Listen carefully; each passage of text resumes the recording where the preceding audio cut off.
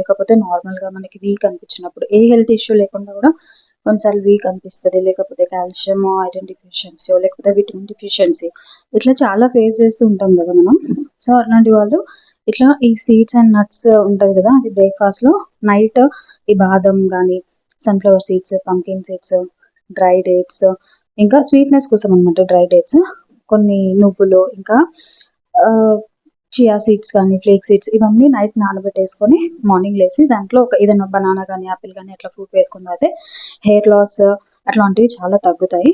And ఈ black రైజన్స్ కూడా మనకి ఐరన్ డిఫిషియన్సీని తక్కువ చేయడంలో, ఇంప్రూవ్ చేయడంలో చాలా యూజ్ అవుతుంది.